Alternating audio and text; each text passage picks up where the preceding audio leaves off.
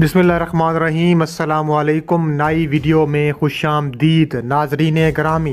तहलका खेज़ खबर आपके सामने मैं रखने जा रहा हूँ, तो वीडियो को शुरू से लेकर एंड तक पूरा देखें।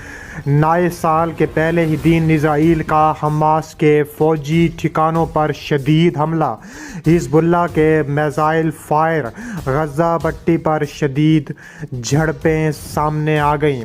वीडियो की तफसीलात में आगे बढ़ने से पहले हमारी वीडियो को लाइक कर दें, चैनल को सब्सक्राइब करके बेल आइकन पर ज़रूर क्लिक कर दें। तफसीलात के मुताबिक देखा जाए तो नए साल के आगाज़ के साथ ही इजरायली फ़ौज ने वस्ती इजराइल में सायरन बजाने का ऐलान किया, जबकि अल-कस्साम ब्रिगेड्स ने तुल अबीब और उसके मज़ाफ़ात की जानिब मुतअद्दिद रॉकेट दागने का ऐलान किया है। अल-कस्साम ब्रिगेड्स ने एक बयान में कहा है कि उन्होंने M19 रॉकेट फायर किए। दर-ए-असना अखबार टाइम्स ऑफ इसराइल ने कहा है कि अल-कस्साम ब्रिगेड्स ने मकामी वक्त के मुताबिक निसफ जनूबी और वस्ती इसराइल पर 20 से ज़्यादा रॉकेट फायर किए। रिपोर्ट के मुताबिक आयरन डोम सिस्टम ने ज़्यादातर रॉकेटों को हदफ तक जाने से रोक दिया। इजरायली एम्बुलेंस सर्विस का कहना है कि इस वाक़े में कोई जानी नुकसान नहीं हुआ। इसके अलावा गज़ा पर इजरायली फ़ज़ाई हमले जारी हैं। इजरायली फ़ौज और हमास के अरकान के दरमियान ज़मीनी लड़ाई जारी है, जबकि मैसूर गज़ा की पट्टी के मकीनों में मायूसी फैली हुई है। गज़ा शहर पर रात की बमबारी में कम से कम 48 फ़लस्तीनी शहीद हो गए और मुतअद्दिद अब भी मलबे तले दबे हुए हैं। ऐनी शाहिदीन ने बताया है कि एक और हमले में गज़ा शहर की अल-अक्सा यूनिवर्सिटी में पनाह लेने वाले 20 अफराद मज़ीद मारे गए हैं। इसके अलावा फ़लस्तीनी अथॉरिटी के साबिक वज़ीर औक़ाफ़ और मज़हबी अमूर यूसुफ सलामा भी इतवार के रोज़ गज़ा की पट्टी में अपने घर पर इजरायली हमले में शहीद हो गए थे। इसके अलावा इजरायली फ़ौज ने ऐलान किया कि इसके लड़ाका तैयारों ने शाम से इजराइल की तरफ आने वाले एक हदफ को फ़ज़ा में बर वक्त कार्रवाई के ज़रिए तबाह कर दिया। एक मुख्तसर फ़ौजी बयान में इजराइल का कहना है कि इजराइल में दुश्मन के तैयारों की दरअंदाजी से खबरदार करने की खातिर उठने वाले सायरन के अलर्ट के बाद पेश आया। इसी दौरान इजरायली फ़ौज ने इतवार को कहा है कि उसने लबनान से इजराइल की तरफ 2 प्रोजेक्टाइल दागे जाने की निशानदही की है। इसके तोप खाने ने फायरिंग के ज़राए को निशाना बनाया है।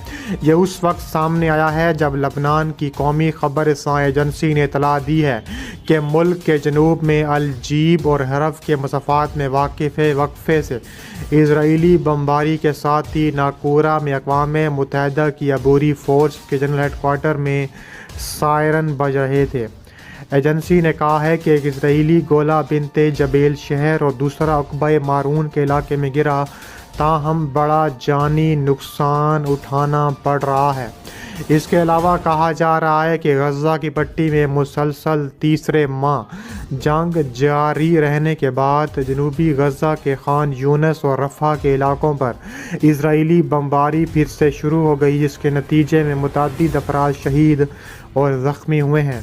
गज़ा से अल अरबिया के नामाए निगारों के मुताबिक खान यूनस के रिहायशी चौक पर इजरायली बमबारी में बच्चों समेत 35 अफराद मारे गए।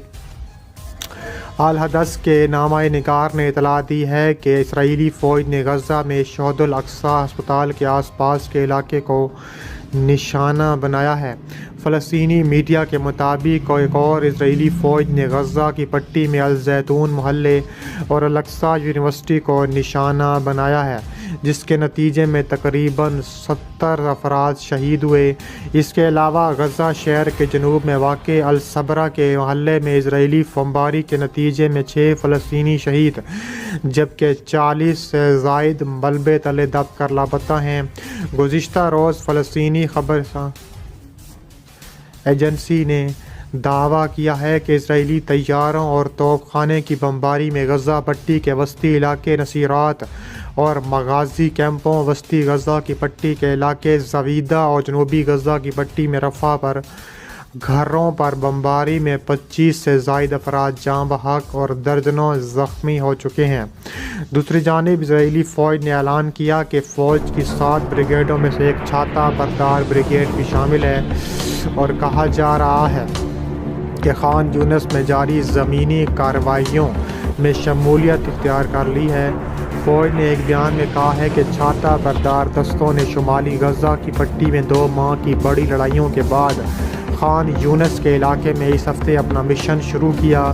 فوج کے مطابق اس بریگیڈ کے فوجیوں نے حماس اور باقی مسلح فلسطینی دھڑوں کے انفراسٹرکچر پر حملے شروع کر دیے ہیں، جن میں مانیٹرنگ مقامات اور ہتھیاروں کے ڈپو شامل ہیں۔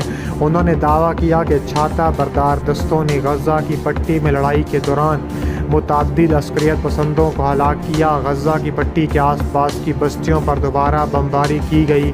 دوسری جانب یروشلم میں العربیہ کے نامہ نگار نے غزہ کی پٹی کے اطراف میں واقع بستیوں پر دوبارہ راکٹوں کی بمباری کی اطلاعات دیں۔ ادھر غزہ کی پٹی میں وزارت صحت نے اتوار کے روز کہا ہے کہ اسرائیلی بمباری کے نتیجے میں شہید ہونے والے فلسطینیوں کی کل تعداد 21,822 ہو گئی ہے، جبکہ 7 اکتوبر سے اب تک زخمیوں کی تعداد 56,451 سے تجاوز کر گئی ہے۔